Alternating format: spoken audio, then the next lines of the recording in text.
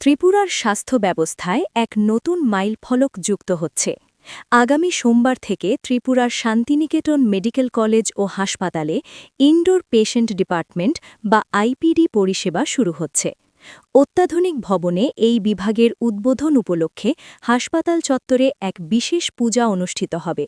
এই উদ্যোগটি রাজ্যের সাধারণ মানুষের দীর্ঘদিনের চাহিদা পূরণ করবে, বিশেষ করে গ্রামীণ ও প্রান্তিক এলাকার বাসিন্দাদের জন্য। এতদিন উন্নত চিকিৎসার জন্য অনেক রোগীকে রাজ্যের বাইরে যেতে হতো। নতুন আইপিডি বিভাগের মাধ্যমে সেই কষ্ট কমবে এবং স্থানীয় স্তরে উন্নত সেবা পাওয়া যাবে। হাসপাতালটি ইতিমধ্যে ওপিডি পরিষেবায় সফল, যেখানে মাত্র ১০ টাকায় বিশেষজ্ঞ চিকিৎসকের পরামর্শ মেলে এবং ওষুধ পরীক্ষায় ছাড় দেওয়া হয়।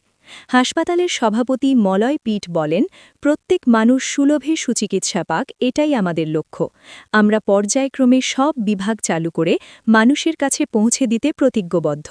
তিনি আরও জানান, অদূর ভবিষ্যতে রাজ্য সরকারের সহযোগিতায় এটি ১১০০ শয্যার সুপার স্পেশালিটি হাসপাতালে রূপান্তরিত হবে, যা সম্পূর্ণভাবে মহিলা উদ্যোক্তাদের দ্বারা পরিচালিত হবে, যা স্বাস্থ্যক্ষেত্রে নারী ক্ষমতায়নের অনন্য দৃষ্টান্ত।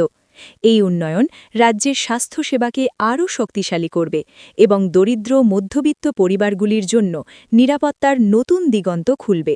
স্থানীয়রা আশাবাদী যে এটি চিকিৎসা সংক্রান্ত আস্থা বাড়াবে এবং ভবিষ্যতে আরও বিভাগ যুক্ত করে রাজ্যকে স্বনির্ভর করবে।